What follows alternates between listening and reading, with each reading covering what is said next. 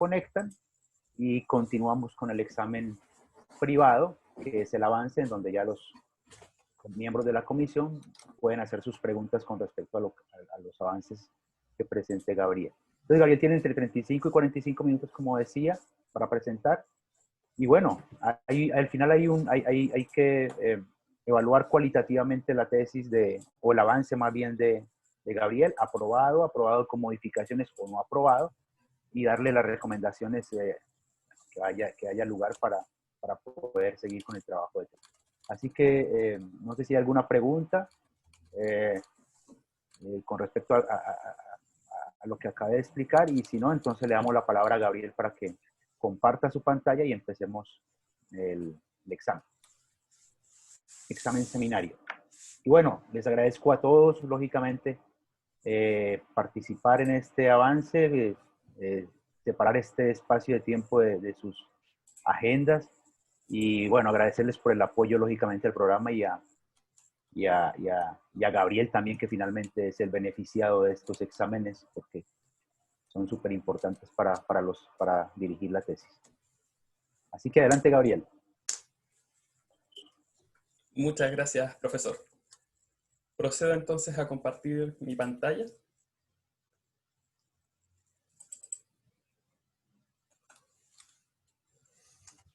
Y voy a grabar. Muchas gracias. Sí, les agradezco a todas las personas que puedan pincharle al botón de grabar por si tuviéramos algún inconveniente con alguna de las grabaciones.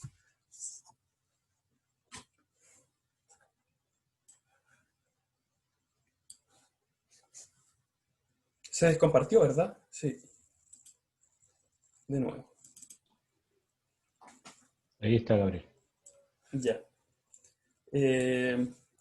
Bueno, estoy listo para empezar.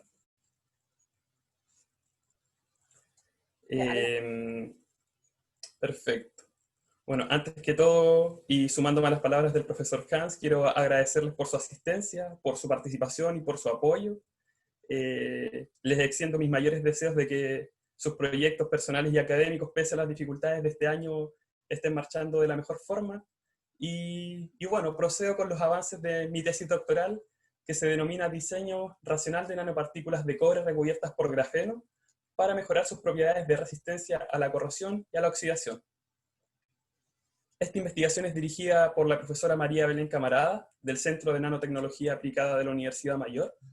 por el profesor Hans Alzate Morales, del Centro de Bioinformática, Simulación y Modelado de la Universidad de Talca, y por el profesor Marcelo Mariscal, de la Facultad de Ciencias Químicas de la Universidad Nacional de Córdoba.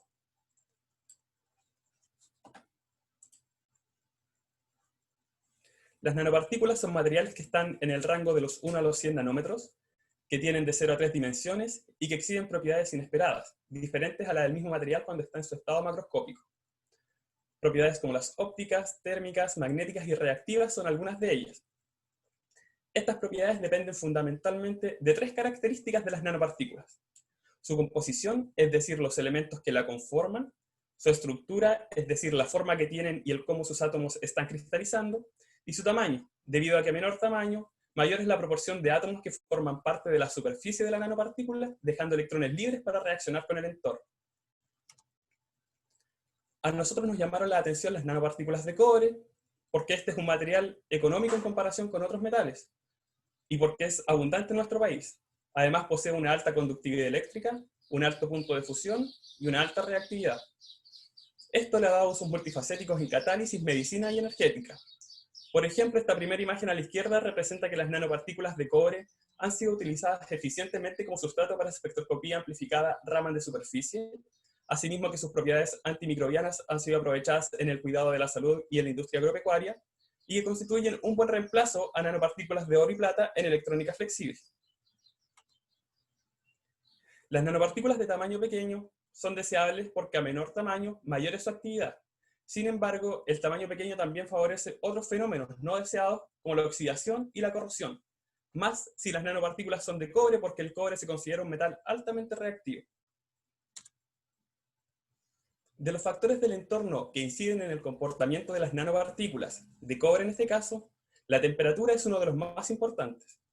Esto es debido a que el calor lleva a las nanopartículas hasta su punto de fusión, donde fenómenos como la agregación, la oxidación y la corrosión, y por tanto el cambio de estructura, tamaño, forma y composición, están favorecidos. Varios estudios teóricos y experimentales han demostrado que a menor tamaño de la nanopartícula, menor es su punto de fusión.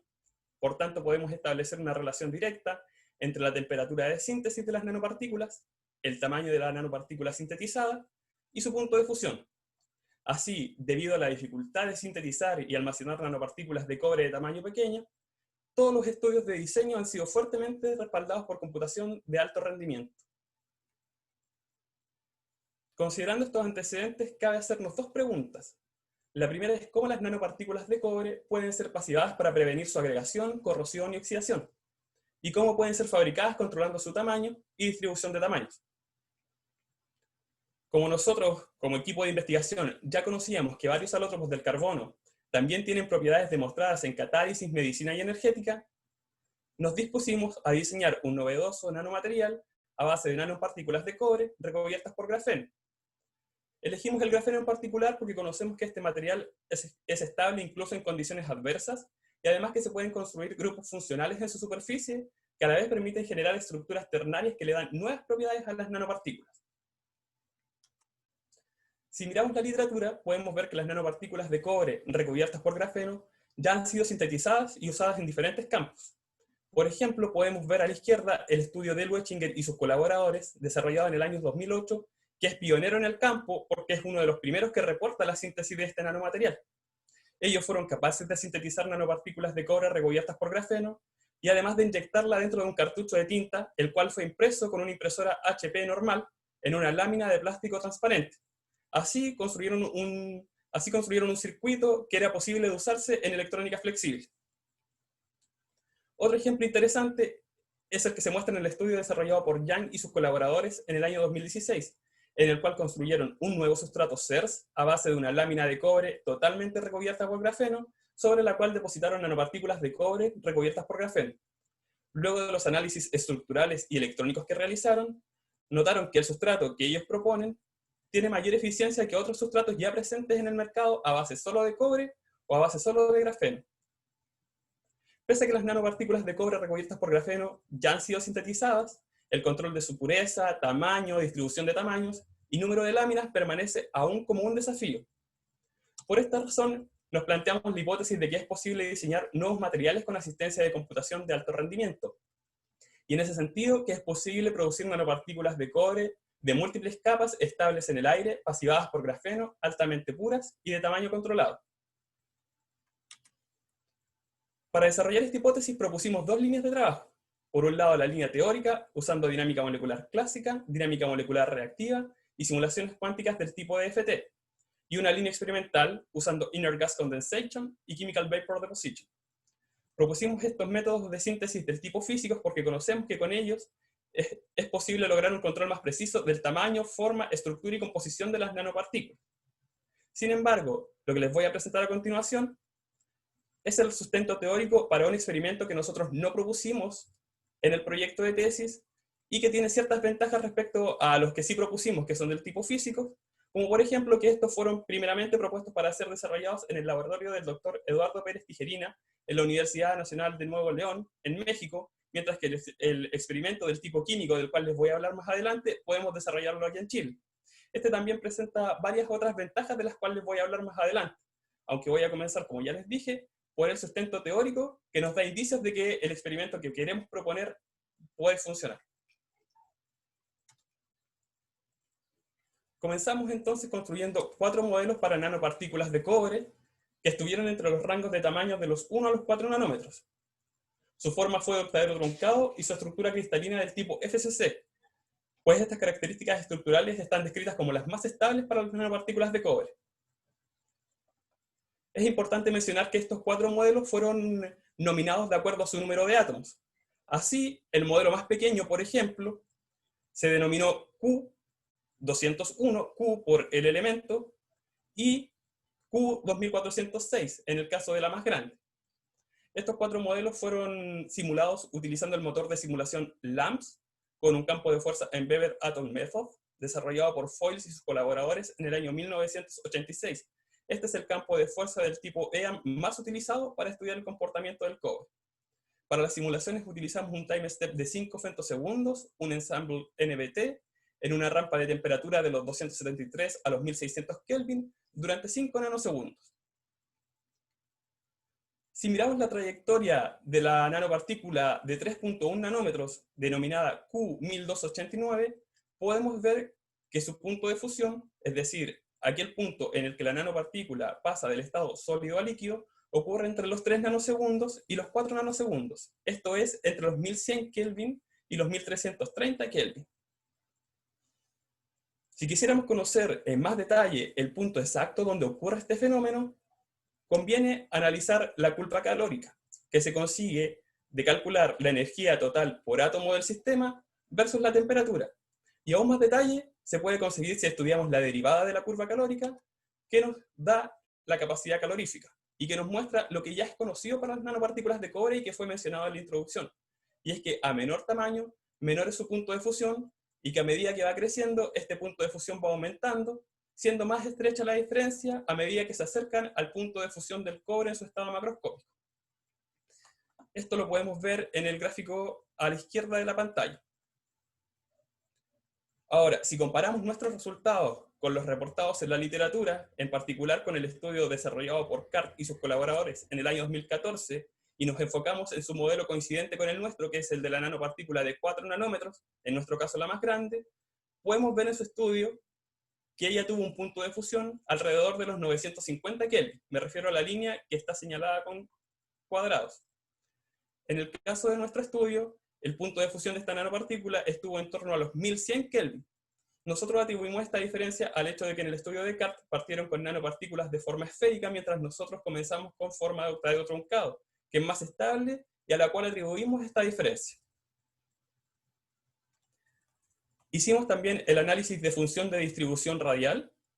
y si nos enfocamos en la zona que muestra los segundos y terceros vecinos de la estructura cristalina de la nanopartícula, podemos ver que los pics que distinguen dónde están estos segundos y terceros vecinos desaparecen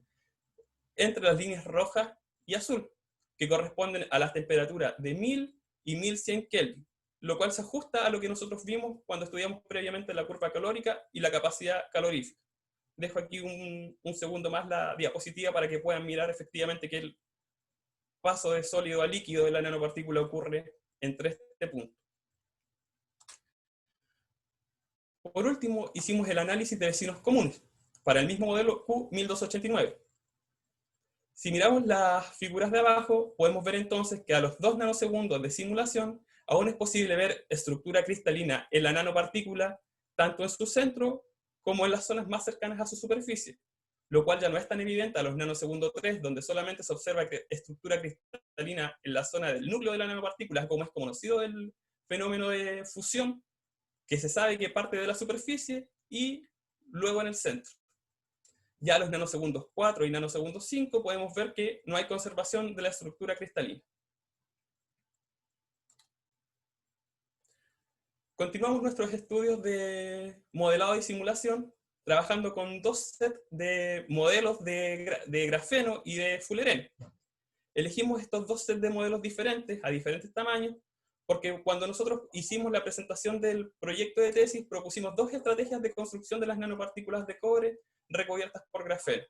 La primera por colisión, en la cual nosotros esperábamos hacer impacto entre una nanopartícula de cobre y una jaula de fulereno, buscando que la nanopartícula de cobre penetrara la jaula y quedara encapsulada, y por otro lado un método incremental, en el cual mediante átomos de carbono, o en este caso por flex de grafeno, sobre la superficie de la nanopartícula se fueran construyendo incrementalmente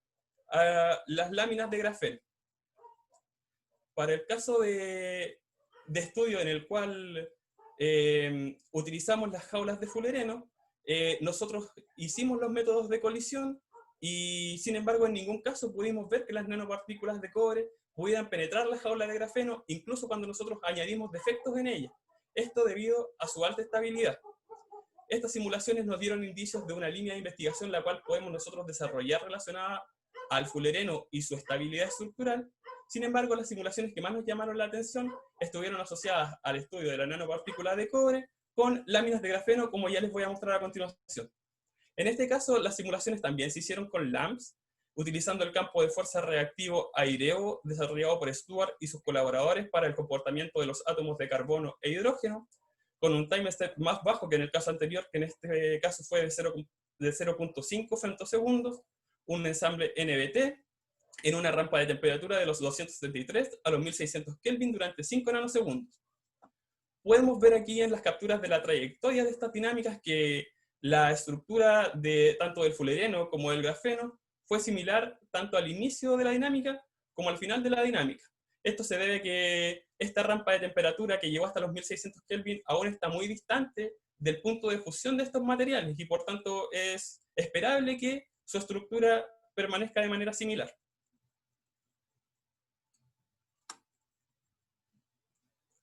Bueno, a continuación voy a mostrarles una simulación prototipo que nosotros desarrollamos a la altura de diciembre del año pasado, en la cual tuvimos la presencia del cobre y del grafeno. He querido mostrarles la simulación tal como nosotros la conseguimos en esa fecha, porque para nosotros en ese momento, y para las personas que vieron esto en avances dentro del Centro de Bioinformática, fue evidente que... Voy a darle play, perdón.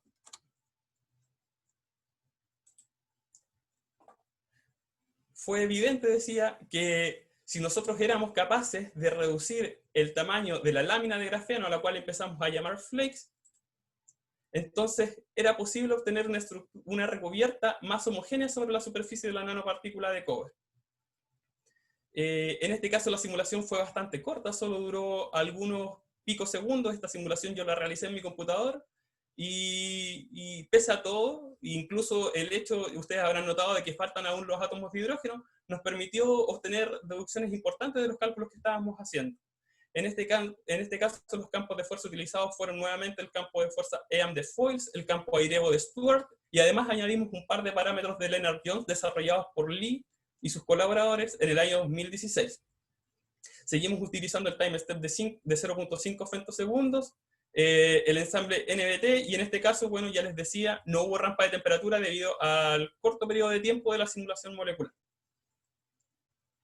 Por sugerencia de la profesora María Belén Camarada, estudiamos métodos de síntesis que tuvieran similitud con este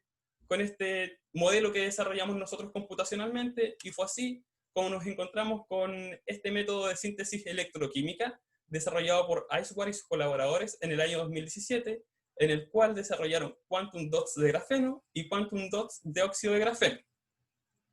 Lo que ellos hicieron fue tomar un par de varas de grafito a la cual les aplicaron calor para generar defectos. Luego estas varas de grafitos fueron utilizadas como electrodo para el proceso de electrólisis en un medio de ácido cítrico, hidróxido de sodio y agua. Luego el paso de corriente favoreció la formación de ion hidróxido, el cual se desplazó hasta las intercalaciones que habían en las varas de grafito, generando exfoliación y generando los quantum dots de grafeno y de óxido de grafeno, de acuerdo a las concentraciones de ácido cítrico y de hidróxido de sodio. Como ya les decía antes, replicar un método como este representa varias ventajas. Por ejemplo, el hecho de que nosotros a la solución pudiéramos agregar nanopartículas de cobre permitiría que este método de síntesis pudiera ejecutarse de la misma manera, obteniendo finalmente una serie de quantum dots de grafeno o de flakes de grafeno que pudieran adherirse a la superficie de la nanopartícula de cobre para generar el nanomaterial que nosotros estamos proponiendo.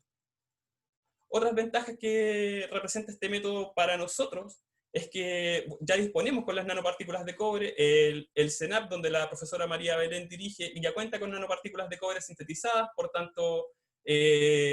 tenemos cierta ventaja a la hora de reproducir este experimento. Además, este método, respecto a los métodos físicos, es más rápido, es más económico, es más simple de ejecutar, es un método verde, y como ya les decía, lo podemos realizar acá en Chile. Ahora bien, entendiendo la gran cantidad de factores que inciden a la hora de reproducir este experimento de manera computacional, fue que nos decidimos a automatizar el proceso de construcción de los modelos en una serie de scripts, donde el más importante es este, que se llama Model Flakes. Model Flakes es un script desarrollado para la consola de Linux que recibe una serie de parámetros, siendo ellos el parámetro -i, que indica como entrada los modelos de nanopartículas de cobre a las cuales se les van a añadir los flakes en su formato de coordenadas, como podemos ver acá en la imagen de la derecha. En este caso se muestran, bueno, 5 nanopartículas de cobre diferentes en formato de archivo X, Y y Z, que es archivo de coordenadas. Y además el script recibe el número de flakes que van a ser añadidos, o el tamaño de los flakes que van a ser añadidos, las capas que va a tener cada flake, la distancia a la cual se van a posicionar de las nanopartículas, y la orientación inicial que tendrán estos flakes de grafeno respecto a la nanopartícula de cobre. Les muestro un ejemplo del script en operación. Esta consola muestra la misma carpeta, podemos ver que están los archivos de las coordenadas de las nanopartículas de cobre, y a la hora de llamar el script con el comando modelFlakes, podemos ver que le entregamos como "-i", es decir, las nanopartículas de cobre sobre las cuales va a operar, dos modelos diferentes, que es algo que el script permite, en este caso la nanopartícula Q201 y Q2406. Además le pedimos que para cada una de estas nanopartículas genere 8 flakes de grafeno de una lámina y una distancia de 4 Armstrong de la superficie de la nanopartícula. Ahora bien, si ustedes notan, podemos ver que aquí falta un parámetro que yo mencioné en la diapositiva anterior, que es el "-s", que define el tamaño que tendrán los flakes de grafeno.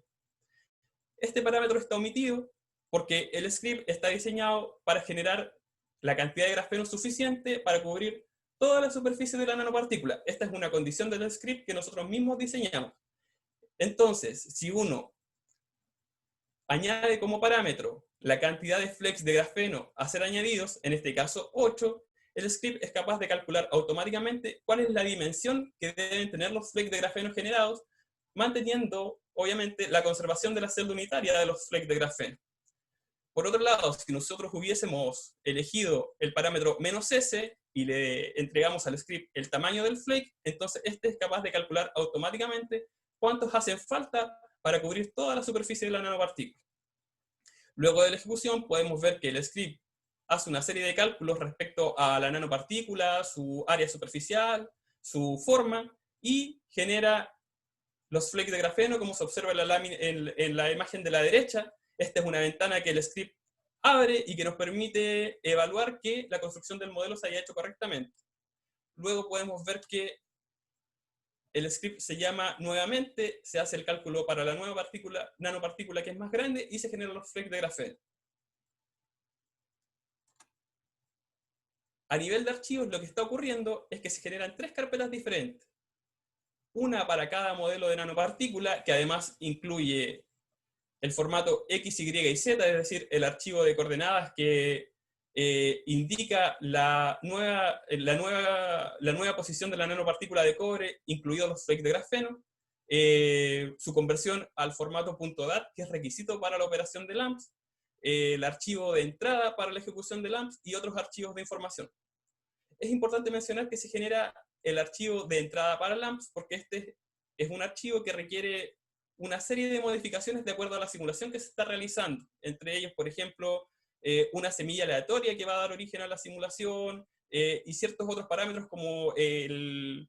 nombre del archivo de entrada. En este caso, los scripts que diseñamos son capaces de trabajar bajo el mismo protocolo, replicando aquellos parámetros que son requisitos para todos los modelos y calcular los que son diferentes. Así también se genera una carpeta de potenciales donde se almacenan todos los potenciales que son requisitos para realizar las simulaciones, ya sean del tipo clásicas o reactivas, según se haya definido en el script previamente. Lo más interesante de todo esto es que una vez programado, nosotros podemos sumar este script a otros scripts de mayor dimensión, como en este caso que yo les muestro el Launcher Metal Graphene Nanoparticles. Este script hace referencia a nanopartículas metálicas porque, así como el anterior, no solamente es útil para nanopartículas de cobre, sino que sirve también para nanopartículas de otros elementos. Y como podemos ver, este script de Launcher llama a modelFlake 6 veces diferentes,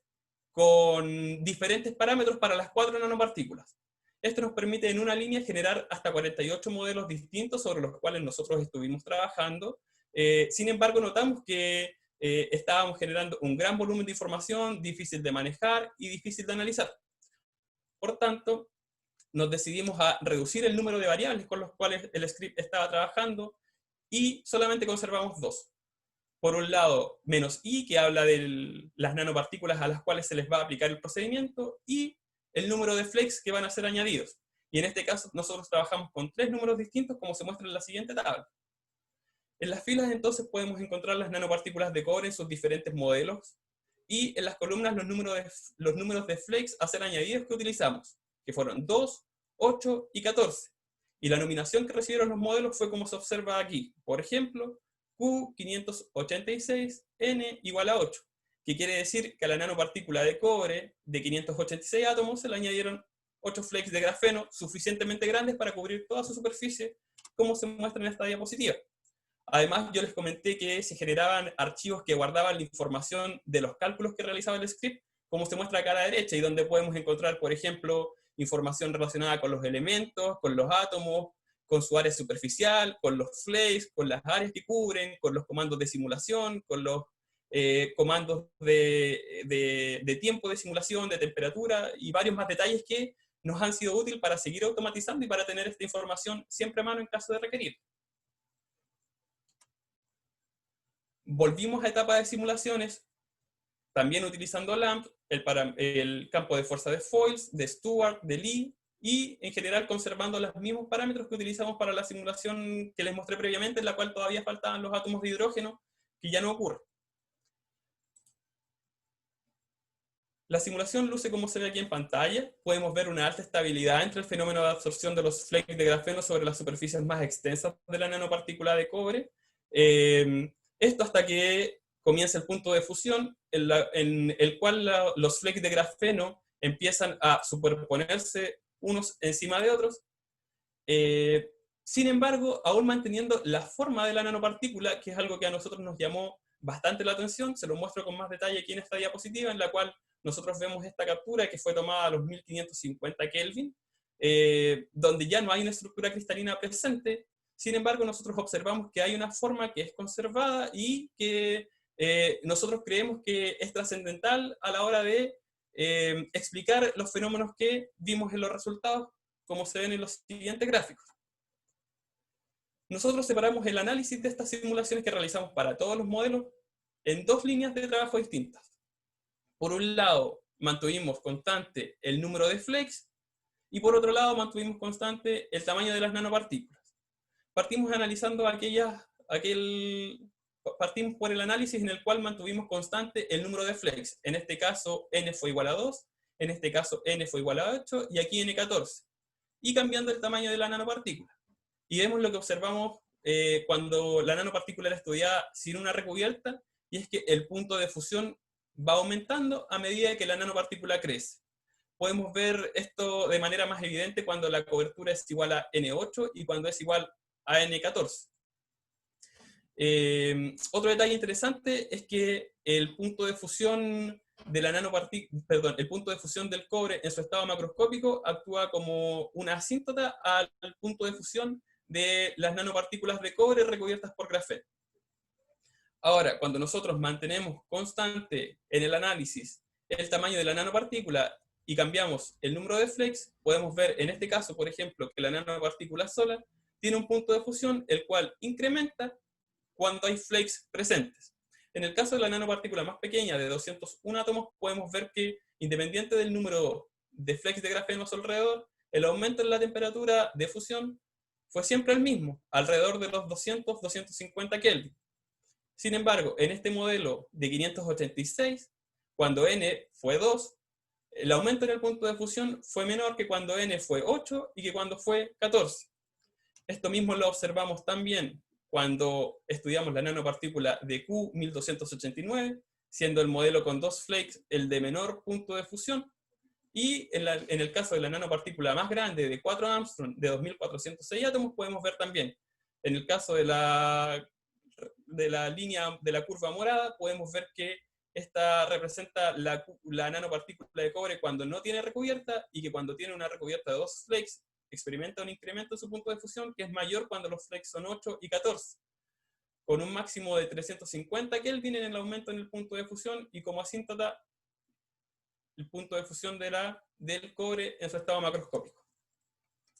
Hicimos también para la Q1289N igual 14 el análisis de la función de distribución radial, que me lo voy a saltar rápidamente, y también el análisis de vecinos comunes, que también me lo salto rápidamente porque me gustaría que lo viéramos en el siguiente formato, es decir, comparado con la nanopartícula de cobre cuando estaba sin recubierta. Ahora, si ustedes recuerdan de las diapositivas anteriores, en el caso de la nanopartícula que no tenía recubiertas, esta experimentaba su punto de fusión entre las líneas rojas y azul, esto es entre los 1000 y 1100 Kelvin. Sin embargo, si ahora nosotros miramos cuando la nanopartícula tiene 14 flecks de grafenos alrededor, que este punto de fusión incrementa desde la línea roja, incluso más allá de la línea azul y de la línea verde, que representa los 1200 Kelvin, y bueno,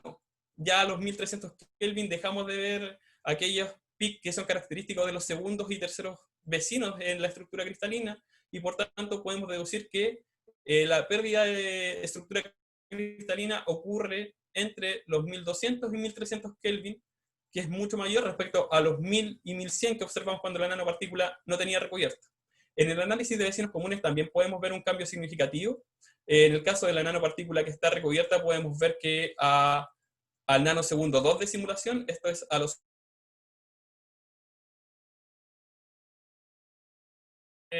átomos de la superficie de la nanopartícula tienen este color blanco que representa que no hay una estructura cristalina, que esto ocurre para cualquier modelo, y en verde que hay una conservación de la estructura cristalina FCC inicial. En el caso de la simulación, cuando ya va en un nanosegundo 3 y 1100 Kelvin de simulación, podemos ver que la estructura cristalina aún se conserva en mucha mayor medida que cuando la nanopartícula no está recubierta por grafeno. Si ustedes miraron con detalle las diapositivas anteriores, quizás observaron como nosotros que los modelos que tienen 2 flakes de grafeno experimentan cambios energéticos abruptos que no son posibles de describir estudiando el punto de fusión de las nanopartículas. Así que fuimos a mirar en más detalle qué era lo que estaba ocurriendo en puntos como este, y en estos casos también se observa, pero de forma más pequeña, y lo que nos encontramos fue que una vez que se acerca el punto de fusión de la nanopartícula debido a la presencia de estos 2 flakes de grafeno, estos propician un cambio de forma y de estructura en la nanopartícula, como vemos acá en la ampliación de la mano derecha. Nosotros creemos que esto estaba ocurriendo debido a dislocaciones internas que ocurren en el núcleo de la nanopartícula que permiten su cambio de forma y también el cambio de estructura cristalina, permitiendo así un aumento en el punto de fusión. Estuvimos bastante tentados de hacer análisis más detallados de este fenómeno, sin embargo, decidimos postergarlos para el futuro debido a que hay algo que yo no les mencioné antes, y es que nosotros conocemos que tenemos ciertas limitaciones con los potenciales clásicos, en particular con los parámetros de Lennard-Jones, debido a que Lee los parametrizó para estudiar el comportamiento del fluoruro de polivinilideno, la molécula polimérica PBDF formada por carbono, hidrógeno y flúor, y su comportamiento con el cobre macroscópico. Si bien estos parámetros nos han sido útiles para generar un sistema y para simularlo, nosotros conocemos que el comportamiento del carbono y del hidrógeno cuando forman parte de la molécula PBDF es diferente a cuando forman parte de un flake de grafeno, y es por esto que nosotros hemos preferido esperar el análisis más detallado de esto y pasar a las dinámicas del tipo reactivas que nos han dado unos resultados que son distintos a estos y que nos abren una discusión bastante interesante de cómo proseguir el trabajo en el futuro. Así volvimos a tomar los 4 modelos de nanopartículas de cobre que ustedes ya conocieron y volvimos a simularlo, en este caso utilizando el motor, en este caso utilizando el campo de fuerza del tipo reactivo desarrollado por el doctor Van Duan y por el doctor Su en el año 2020. Estos parámetros fueron liberados en junio de este año, y esto es algo interesante de mencionar porque hasta hace poco tiempo nosotros no teníamos totalmente cubierta la necesidad de construir un modelo de nanopartículas de cobre y grafeno mediante dinámica molecular reactiva y que además nos permitiera estudiar fenómenos como la oxidación y la corrosión. Entonces fue una suerte encontrarnos con estos parámetros. Mencionar además que como el archivo no estaba acompañando la publicación, nosotros la recibimos directamente de manos de sus desarrolladores y tuvimos apoyo de ellos para construir los sistemas. Y también mencionar que esta serie de parámetros, fue desarrollada para estudiar el comportamiento del cobre con el carbono, con el hidrógeno y con el oxígeno. Entonces nos permite generar sistemas incluso más grandes y complejos que además involucren moléculas de oxígeno y moléculas de agua. Seguimos utilizando un time step de 0.5 femtosegundos para las simulaciones, un ensamble NBT, la rampa de temperatura de los 273 a 1600 Kelvin durante 5 nanosegundos, y en este caso, y por disponibilidad de cómputo, solo podemos mostrar los resultados de la nanopartícula más pequeña. Sin embargo, los cálculos de las nanopartículas más grandes están en proceso. Hicimos el análisis de la curva calórica y de la capacidad calorífica, tal como lo hicimos en los modelos clásicos, y nos encontramos que, en este caso, el punto de fusión de la nanopartícula más pequeña está por sobre los 1000 Kelvin, diferente a lo que nosotros vimos en la dinámica molecular clásica, en la cual estaba por alrededor de los 800 y 850 Kelvin.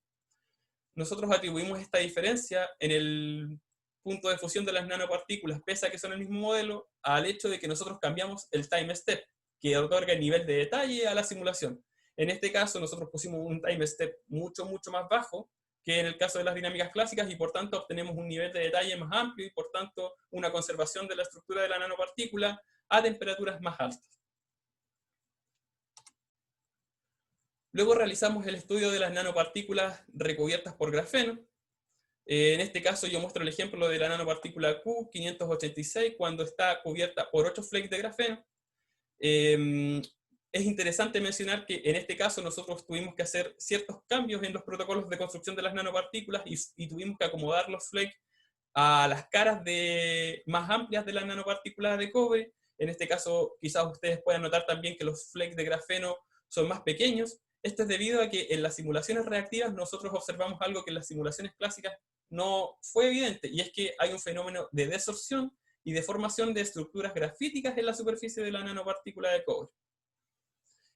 Esto nos permitió deducir que en el caso de las simulaciones reactivas, la energía de absorción de los flakes de grafeno en la superficie de cobre es mucho menor que en las simulaciones clásicas, y que este fenómeno se observa más evidentemente al acercarse al punto de fusión de la nanopartícula de cobre.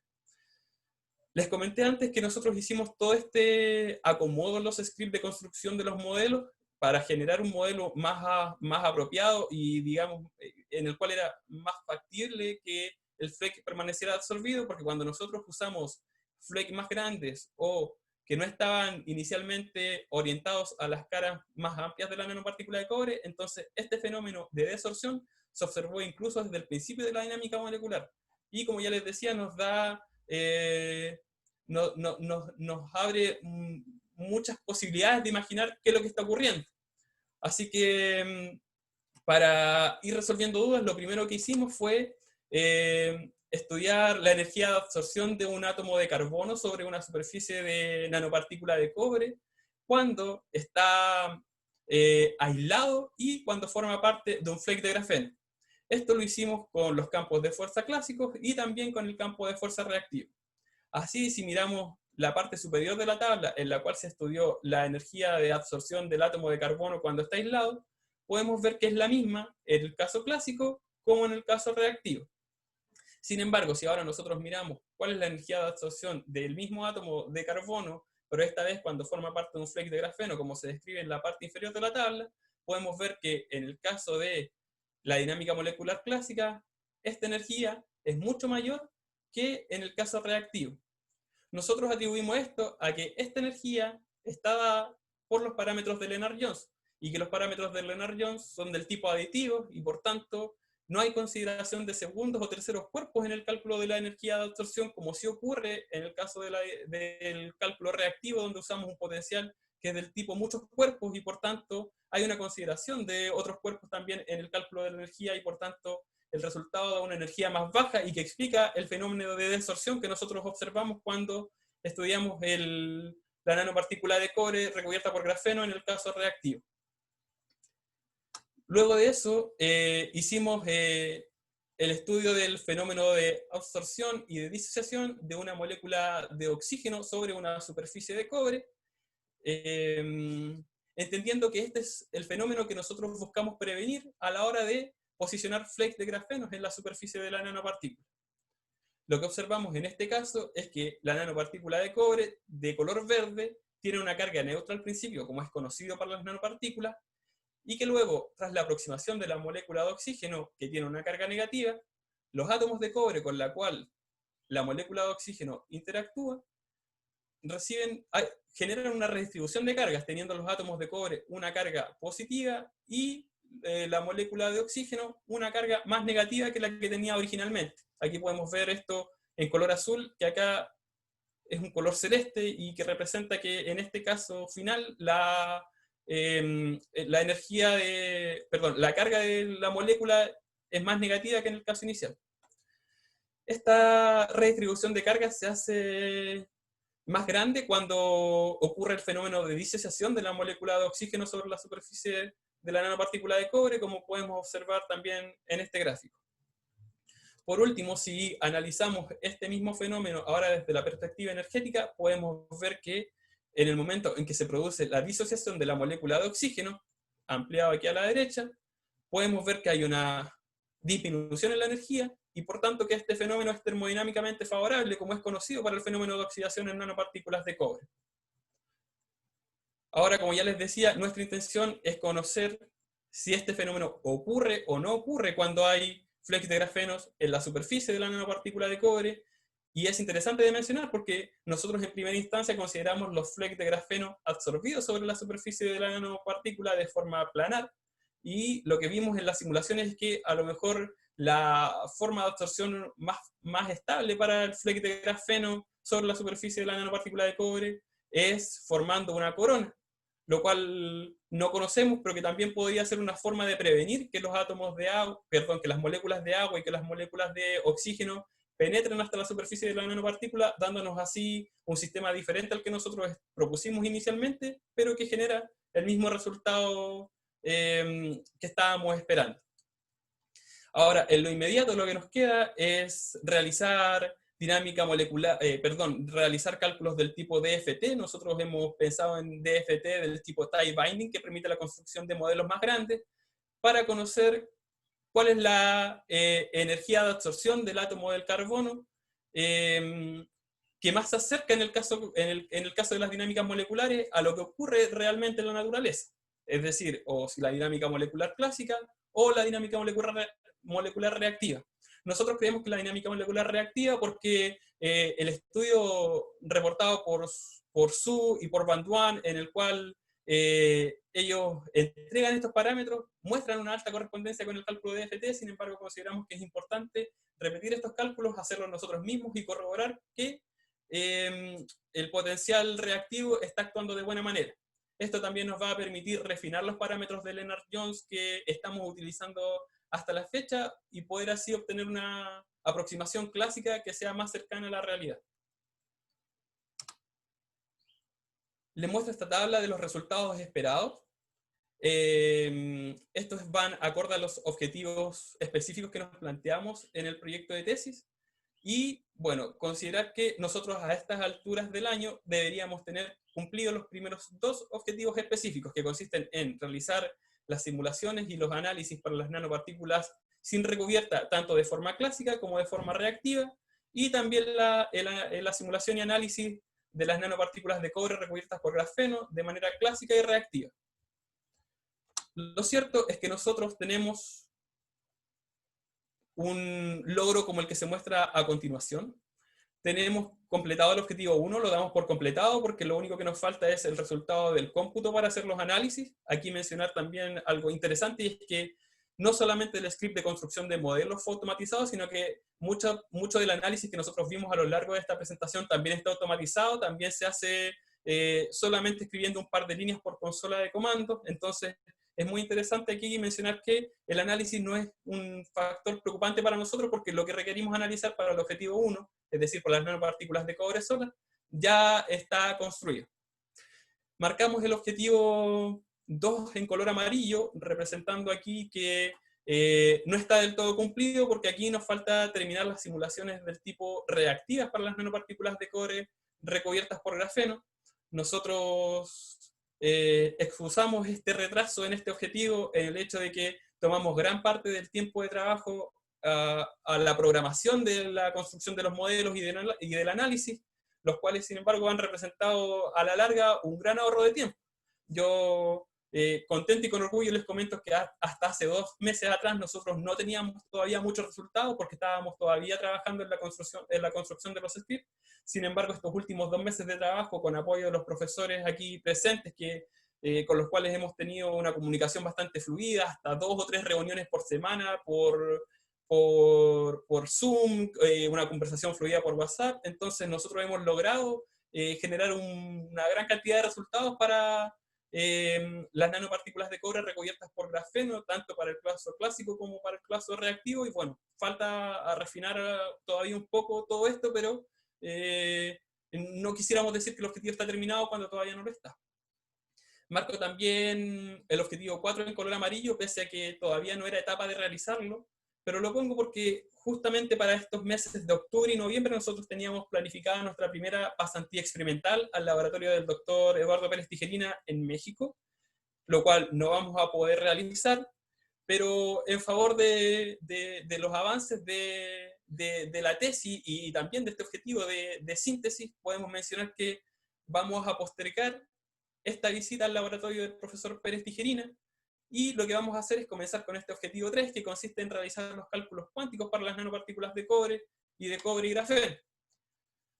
Ya les decía, en favor del cumplimiento podemos decir, por ejemplo, que para el objetivo 3 nosotros en este momento contamos con el apoyo de Germán Soldano, que es un miembro muy importante del laboratorio del profesor Marcelo Mariscal. Él observó un ensayo de esta presentación de avance de tesis el día lunes, se sintió muy interesado a colaborar con nosotros y se contactó luego de la reunión para decirnos que él tiene muchos scripts ya de automatizaje para hacer análisis de potenciales interatómicos, que él nos sugiere también probar con parámetros de Morse en vez de parámetros de Lennard-Jones, que él conoce cómo refinar estos parámetros, y bueno, nos pone contentos que desde un ensayo de esta presentación de avance hayamos obtenido la retribución y